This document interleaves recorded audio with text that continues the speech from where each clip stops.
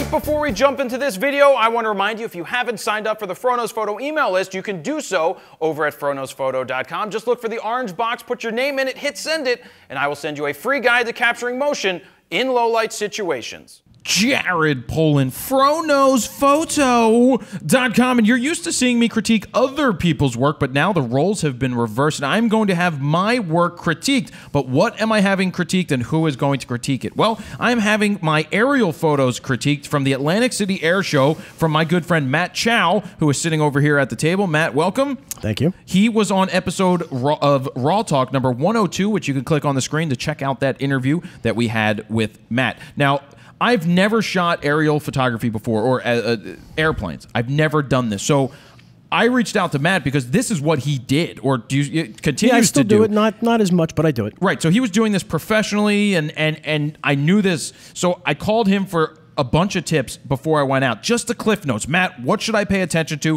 when I go and photograph the Atlantic City Air Show? And Matt had a couple of tips. You want to run through them real quick? I mean, obviously, whenever you're photographing an air show, you know, you want to try to use the longest glass that you can to try to isolate your subject matter. You want to not use too fast of a shutter speed for propeller-driven airplanes because it freezes the blade, makes it look awkward. So you want to be conscious of that when you're photographing anything with a propeller, helicopter, or airplane. So it's prop blur. Prop blur is important, but you don't want to blur the airplane in the process of trying to blur the prop. Which I've discovered, right? It's as kind one of of those challenging. Hard things to do is try to get the prop blur of those planes while still getting something in focus. Yes, which brings me to point number 2, which is panning. Anytime you're photographing a moving aircraft from the ground in particular, you have to have good panning technique. VR, image stabilization, those things all come in handy, but absolutely utmost importance, the proper stance, the proper hand-holding technique for the camera, and, you know, maintaining a good lock on the subject as it passes your line of sight.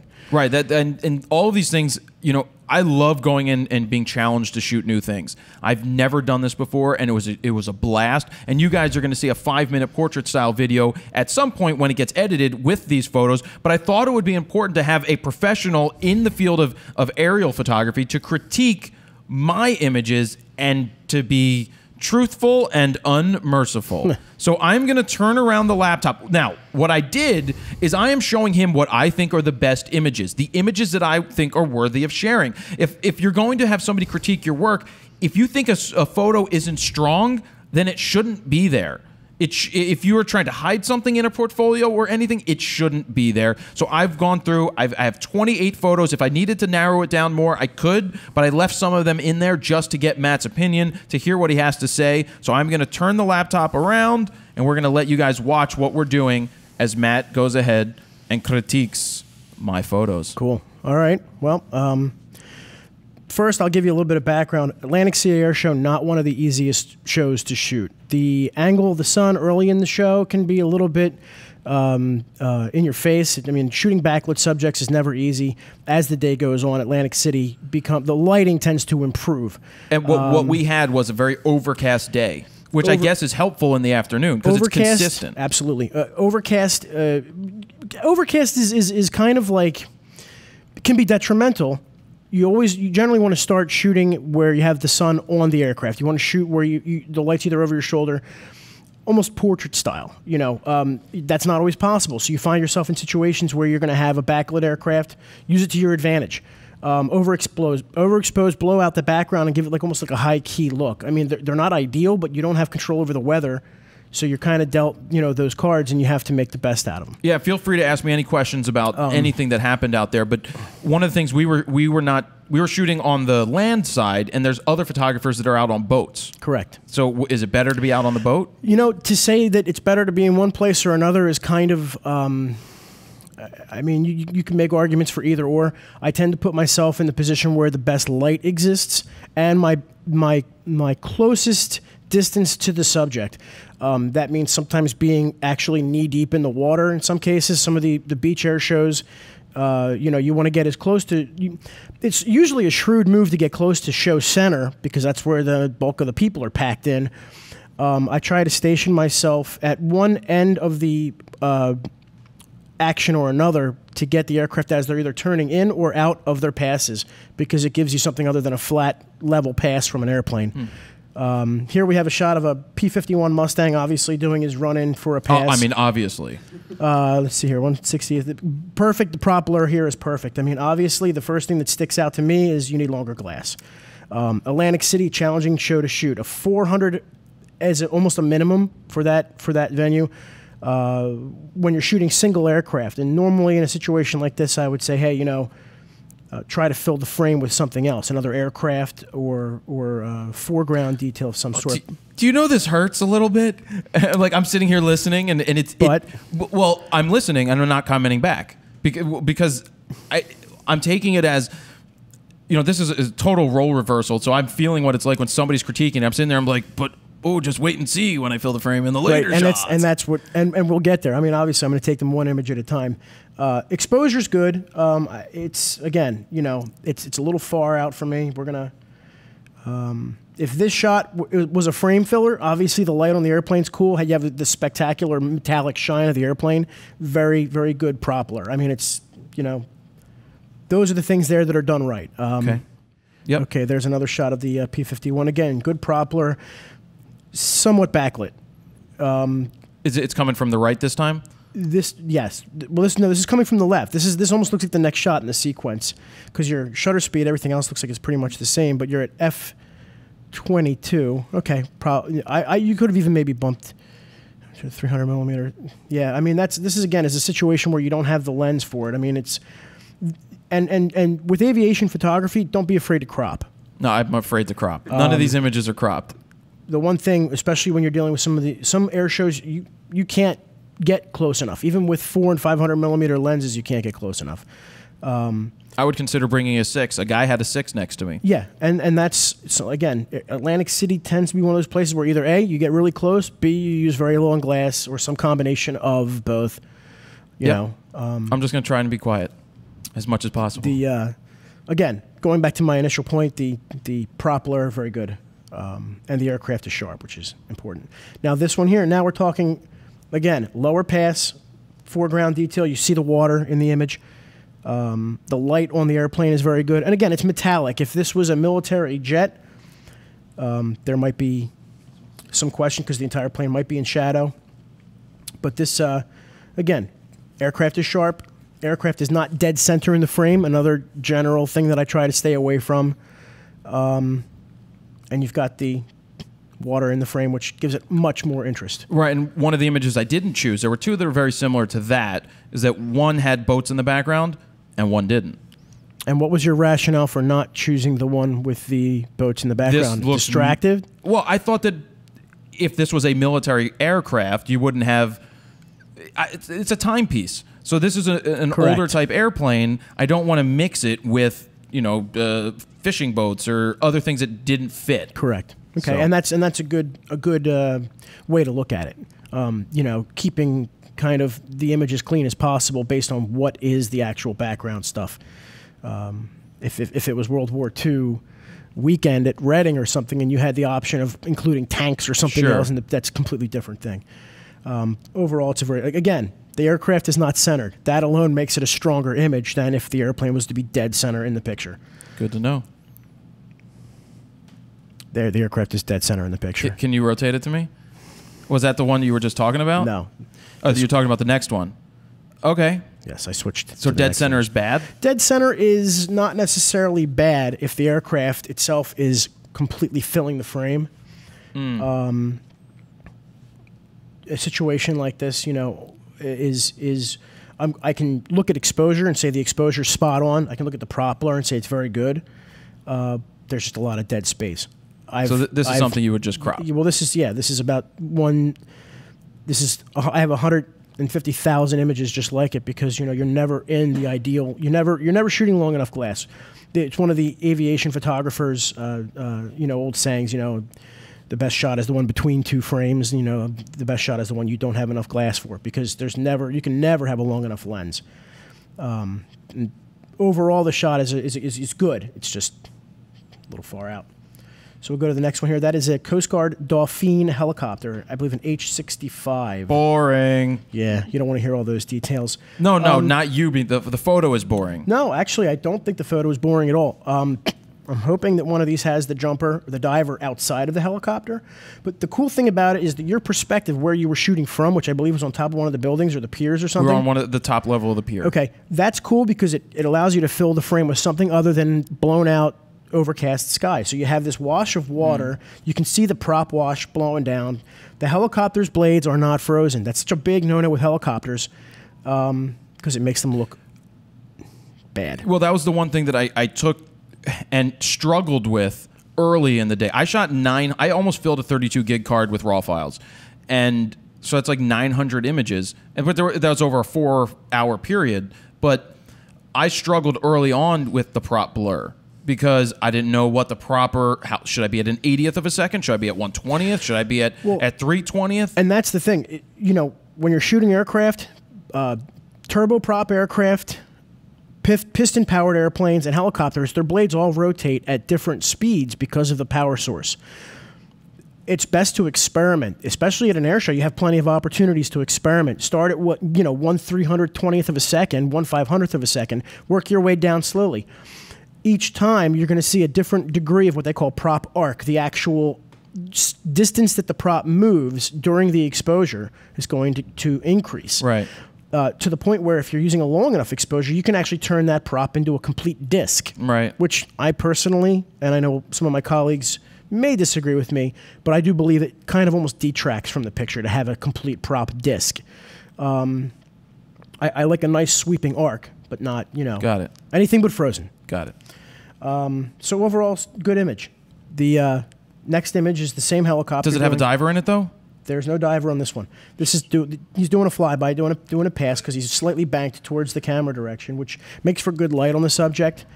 Let me ask you. I did have ones with the divers in it. I didn't pick them as my favorites. I just didn't like them personally. Okay. I think that had something to do with it. So that's why they're probably not in there. That really boils down to your own personal taste in the image. I thought the backgrounds were distracting with the what are those normal people called? Civilian boats in the background. Yeah, if used properly and blurred out, they actually make for a pretty cool wash of color. Now, the thing about it with the helicopters is that they're hovering stationary and you've got the divers. Yeah. Cool. It's an air show. People know it's an air show. And sometimes the divers can add that anchoring point to the image. So we'll move here to the next one here. This is an SNJ, or old Navy World War II trainer, climbing out. And actually, I like the positioning of the aircraft in the frame, and the fact that you have blue sky. And did the sky slowly kind of break up as the day went on, or it was mostly cloudy with a chance of meatballs? Okay. No, the sky was, there were patches up there through the day, mostly later on in the day. So I somehow found that. Yeah. See, now here, I mean, you've got an interesting an image where using the smoke to your advantage is well done. I mean, filling the frame when aircraft are farther away is very important. When you have aircraft that have the smoke systems on board, you can use that smoke to your advantage and put the airplane in a position that the smoke helps the composition. This succeeds simply for the fact that the aircraft is A, not in the middle of the frame, B, it's got a nice smoke trail, and C, you have some blue sky, and you didn't freeze that prop on them. Because again, I focused on that. I focused on the prop blur but it's one thing. What I'm thinking about is focus on not getting the prop blur. No, frozen, not getting it frozen. Not getting it frozen. But in the meantime, not having the plane be blurry, and then I have to worry about focusing with 300-2.8 and tracking these planes as they started to get faster and faster. It's challenging, but the more you do it, I mean, it's actually a lot of fun. It's really, it's fun. Yeah, I'm trying to be quiet. I'm trying to be quiet. Thanks, Stephen. You actually take the criticism pretty well. Well, it's because you're not giving an asshole criticism. Am I not supposed to be giving? You can be as harsh. I don't really give asshole criticisms. I mean, especially when somebody's shooting something that they've never shot before. You only learn by learning the things that you could either do better or be I mean, a lot of what you're seeing here is stuff that's beyond your control. If you were hand-holding a 400-2.8 and you were standing in the water and you had the best possible perspective and you were shooting crap, then I'd be like, dude, this is like ridiculous. But these are not bad considering you've never done it before. Again, this shot here does suffer from the centralization, the lock-on syndrome. When a lot of photographers are shooting aircraft, they focus They try to get that aircraft dead center in the image. Well, I did that because of playing Top Gun as a kid. And that's why they call it a syndrome. It's tragic. No, I've did it for many years, and it's again another situation where you want to give the airplane somewhere to fly in the frame. So unless you have, I mean, again, going the opposite direction of what I said about the smoke, give the airplane some place to go. Use the rest of the frame creatively. If you have a climbing jet or a climbing aircraft, give it the top right or left corner to climb into if that's your best perspective. You don't want to trap the airplane where it's right on the edge of the frame because it looks unnatural. Right. And it kind of disturbs the viewer and subconsciously. This is a great shot. This is, the airplane. You're filling the frame with other interesting details that kind of set the tone for the image. What you have here is anchoring points for the image. You can clearly see that it's an over water air show. The civilian boats don't bother me in this. Again, he's puffing smoke. Everybody knows it's going to be an air show type situation. I maybe would have given him a little bit more lead at the head of the image so the aircraft's not dead center, or move the camera down because you're not level either. Excuse me. You're trying to tell me my lines aren't straight? Yes. That's one of my pet peeves. Your horizon is slanted, which is something that you also have to be aware of when you're photographing aircraft that are tail draggers on the ground. The natural tendency is to turn the camera to make the airplane straight, and then what you're doing is you're tilting the ground crooked. Got it. Overall, not a bad image. This is fantastic. This right here is fantastic. This is exactly what I mean when I say use all the visual elements together. The airplane, it's a Harrier. Obviously, it's a Harrier jet. Okay. Excuse me. We have an AV-8B Harrier. And this Harrier here is in the hover, or just coming out of the hover. Exactly. And he's getting ready to go into his climb, so he's at almost full power, probably full power. So you have that just thick jet exhaust blowing down. Used creatively with the light that's on the jet and that little glint off the canopy, it looks awesome. It's a great shot. I hear that it burns 1 gallon a second. Yeah, well, they burn a lot of water too because they actually have a cooling system in those engines, so they can't maintain an indefinite hover. They can only hover for a period of time, and they do burn a lot of fuel. One of the things I tried to do was get in the forward hover so you could see the exhaust and everything hitting the water, but I just didn't like the way it looked. I thought this was more classic. Okay, and it actually is cool. Again, this is a situation where as long as you're using the supporting elements in the right way, you can make a strong image. The aircraft doesn't have to be, huge in the frame and all, stand outish if you have other things to kind of attract the viewer. Cool. Similar to the first one. I mean, he's turning away. If he was turning towards, that might be kind of interesting too, but they generally don't. These are, I guess, Harvards.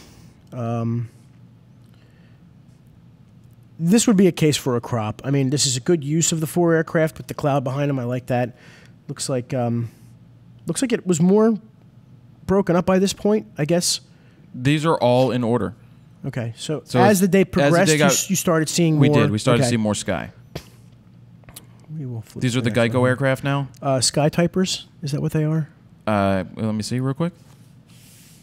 They are, I think they're the Geico planes. I like that shot. Yeah, they look. It's not a bad shot.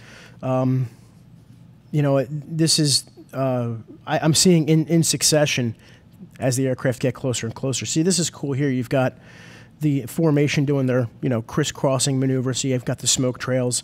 Now you have a couple aircraft in the formation look like they're blurry. That's because of the rate of closure. Well, I'm tracking. This is tough. This is a tough one. This is, even for a lot of the more experienced aviation shooters. I get it. This is tough. I think I know where you're going with that. You're trying to balance that prop blur with freezing the aircraft, but now you've got the rate of closure. So I'm panning one way, but the planes are coming the other way. And then you're trying to meet them in the middle, and I didn't even think of that. You're hitting the law of diminishing returns. Something has to give at some point. You're either going to freeze the blades and freeze all the action, or you're going to get a little bit of softness on one pair of aircraft. That's kind of, with jets, not a concern. Break the shutter speed all the way up and blast away because there's no moving parts for you to freeze to make it look strange. Otherwise, a strong image.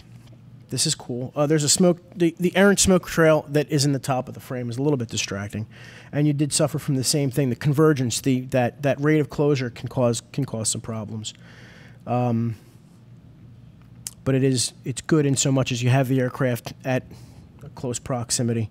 And this also looks like it's more overcast. It was probably did it actually rain at any point? Or no, we didn't actually get rain. We got lucky. This is the next successive shot. Now, why did you?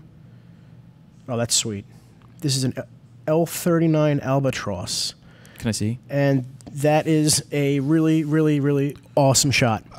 See, you have two schools of thought here, okay? The first school of thought, and this is the one that always had me when I first started, was you want a good, clean, crisp, sharp, full-frame picture of the aircraft. But then there's the artistic side of it, which this clearly fits into the latter. This is really a great shot. It puts the L-39 in the dive. It puts the L-39 behind these beautiful cumulus clouds. And, you know, it's just good contrast. It's got some movement to it. And I don't mean movement as in camera shake or blur movement. I mean, you can feel that aircraft diving down out of the sky. It has a lot of color to it. It's a good image, despite the fact that the aircraft is, in fact, a very small part of the image. And the reason I took it, I'm assuming, is the fact that all the pieces came together. Because if there were no clouds in the sky, it would just be a pixel in the distance. It would be a complete waste of a shot. All right. Essentially. Wasting film. You know, the fact that you shot it in the cloud or with the cloud behind it to give it that stark contrast and that it's not up in the blue really shows, I mean, it's framed up well. It's nice. And there is the L-39 again. Is that the one with the bunny on it? Yeah. The Playboy? All right. Yeah, that's not... That shot's just a, hey, I'm right here in the frame. Pretty much, yeah. I mean, it's dead center. It's far away. With a 600, perfect. You know, you get all the details on it. You can see the Playboy bunny really well. You can see all the decals and the markings. The airplane is meticulously maintained. I've seen that airplane photographed it probably 100 times. Nice. And we have the Thunderbirds. See, now here's a rate of convergence that is way up into the hundreds of miles per hour. That is where you were able to freeze the aircraft, and that's good. Well, yeah, this was... I mean, these things are flying so fast when they throw the afterburners on, and they're loud, and it was one of those things I'm like, all right, we have no props. It's like the best thing ever. Well, it's pretty cool. It is really cool. No props, so yeah. And I think one of the tips that I gave you was when you're shooting the fighter aircraft and the jets, just, you know, freeze them up. Yep. You can do creative stuff with them once you get your panning skills down. I had a young photographer come to me and he said, I want to be, you know, I have this opportunity. He lived in Oregon. And he said, I have an opportunity to get these shots from the local airport that I live at, but I want it to look like they're moving instead of freezing them all the time. I said, well, then what you do is you start fast, work on your panning skills, and as you get better, you start lowering your shutter speeds. As long as you can keep a good pan with that aircraft, speeds down to even a 15th of a second can give you a reasonably sharp airplane with a really, really blurred background that just shows us an immense sense of speed. Sure. If you have something behind the airplane to give you that blur. Right.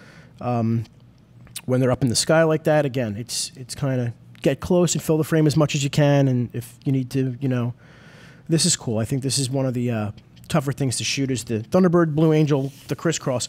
Right. This is your candidate for, and I hate to say it because I'm not a big proponent of it myself, but this is your candidate for a crop. I understand. I looked into doing it. I just couldn't do it because you know what? It's not that. Yes, I caught the right moment, but the lighting is terrible. Yeah. The details are terrible. So I'm like, I'm not going to crop it because that's going to bring out the details. Yeah, from the technical side of things, I mean, clearly you did what you should do.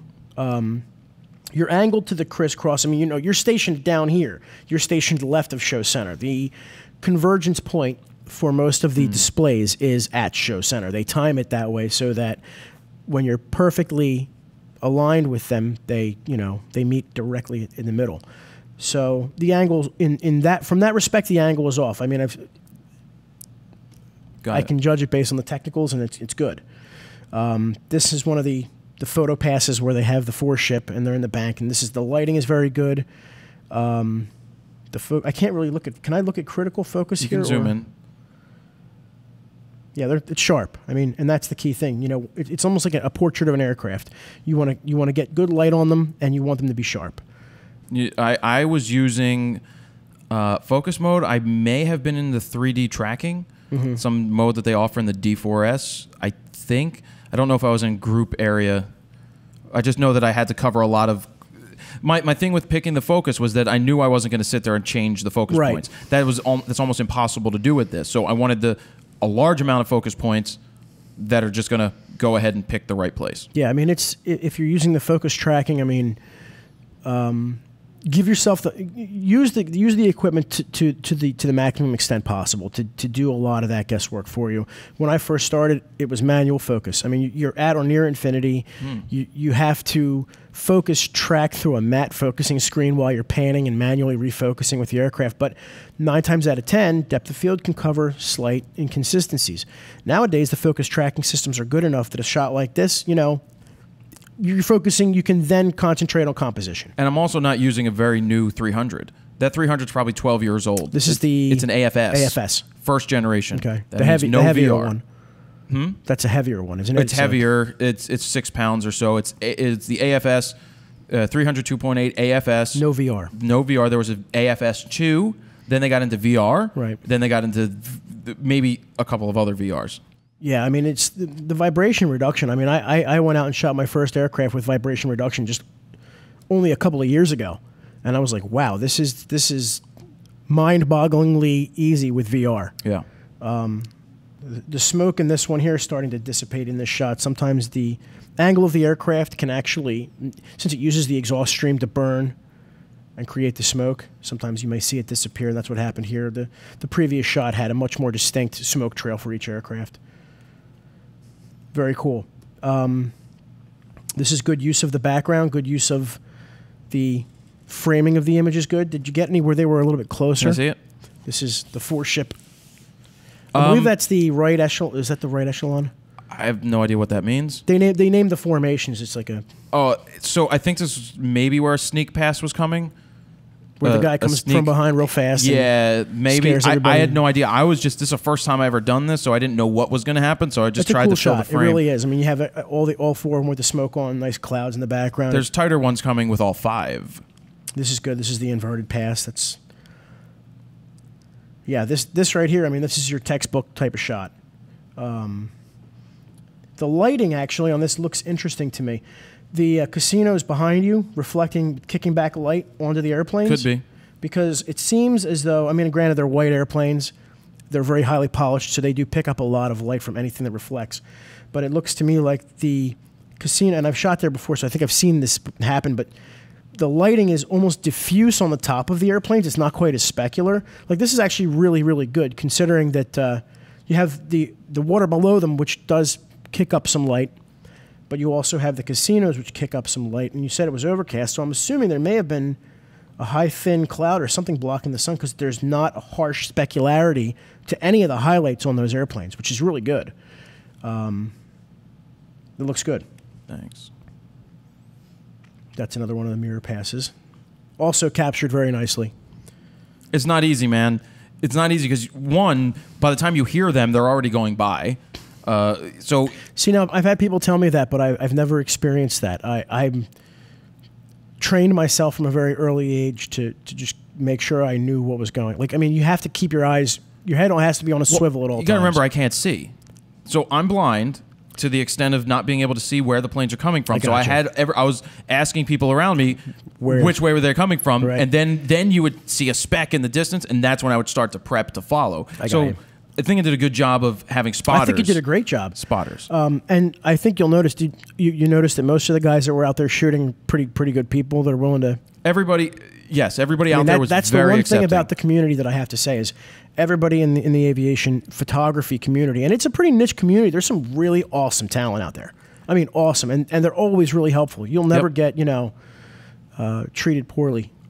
This is another great shot. Again, there's still the removal of some of that specularity. So it looks like there was at least some kind of cloud activity above their altitude that diffused it a little bit. It's a nice pass and good use of all the aircraft in the frame. Which, again, isn't easy without cropping. And I think I'm either at the end or it's not. Let me see. Letting me move to the... How is that number? No, that's the last shot. This is the last that's shot. The last of the ones I picked, yeah. Yeah, and that's a good shot. I'm actually torn between whether I like this shot with no cloud activity in the image. Right. I think that's cleaner. It's incredibly clean, and the lighting is very good. Or that last shot, which, you know, it has the clouds in it, and it's also very good. So either one, I mean, they're both good. All right. So go into a wrap-up of what you think. I think you did good. I mean, your first time shooting airplanes. So amazing. It's a very, very difficult thing to shoot. You're talking about weather conditions, which can change rapidly, lighting conditions which can change rapidly. By the way, I shot it. Everything was in manual. I did not do aperture priority. And that's how you really should do it. If you get, I mean, I've gotten lazy. I've thrown, you know, aperture priority on for some stuff, shutter priority for some stuff, but I've always found that I always wound up dialing compensation in anyway, and I could have saved myself the time by just metering it out and going all manual. For me, it was test shots, manual. Yep. I have the raw file. If I'm off by a little bit, I'm off by a little bit. I wasn't off more than a half a stop on most of these. And where were you metering from? I mean, if you're metering from if you have a blue sky, you point the camera at the horizon, then bring it about 45 degrees up, take a meter reading, you're going to be in the ballpark. I was just guessing and just making sure it was right. That'll do it too. Yeah. But there are ways. I mean, even sunlit grass can get you close to 18% gray if you have, you know, a sunny day. Cool. But these are, you know, they're good. Again, you're dealing with a lot of very challenging things. Airplanes can be very, very beautiful things to photograph, but they're also kind of ungainly. They don't fit in the frame right always. Right. And, you know, you have to work to get those images. So my goal was to try to portray shooting what you love doing in a way that I did it justice. That I didn't come out there and be like, well, I don't care about the rules that you guys follow and what makes for technically a good image. You know, I'm going to do my own thing. I was asking people, so what are you looking for? What are you looking for when you're shooting these type of shots? This type of plane, what do you want? This type of plane, what do you want? And then that's what it basically ended up just shooting. And I can say early in the day, having trouble filling the frame, especially with those pocket rocket, those small, super small planes. BD5s, they're very small. Had trouble with that. Didn't run into a lot of focus issues, but at some points I did where the tracking just wasn't picking up, and I was just SOL. And I did find sometimes where I would find the planes at a distance, and I'd have to manually focus real quick to get it to lock, to show up, and then I could track it. Yeah, that's another one of the pitfalls. I mean, the technology's come really far. Yeah. But it can still be fooled. It's not, you know, it's not infallible. There's situations where no matter some challenging lighting, some venues that the lighting can be so challenging that the focus tracking is just like it's all over the place. Sure. But 9 times out of 10, I mean, it doesn't really matter what system you're shooting. The Nikons, the Canons, they're all okay. They all can keep up. So, any final thoughts, final words for me or for people out there? Just it's always good to go out and try new things. It's always good to step out. Like, I mean, and I've heard you say it before, step outside of your comfort zone. I think this was you coming outside of your comfort zone a little bit. I mean, you've shot outside sports. Oh, I've shot outside sports. This is kind of similar in a way, but I mean, it's just off the ground, and that throws people off because you're no longer tethered to anything. Sure, and I loved the challenge of it. And obviously shooting the Blue Angels or the fighter jets were, to me, more fun, because they were harder to capture. Right. There was something it was like a game. It's like a game, and I said that. It really is addictive. I mean, if you go out and you shoot your first air show, and you know you may have some success, limited success, but it's you know, you did really good here. But it's that challenge, it's that environment, and it really is a lot of fun. It really does push you. All right, I'm going to wrap it up. Thank you very much for the critique. You're very welcome. I appreciate that, and I hope you guys enjoyed that critique out there. Maybe I'll do this again. Maybe this will be a segment that I come up with. If I shoot other things that I'm not normally doing, I'll find a professional in the field, have them rip through my images and tell me what they think.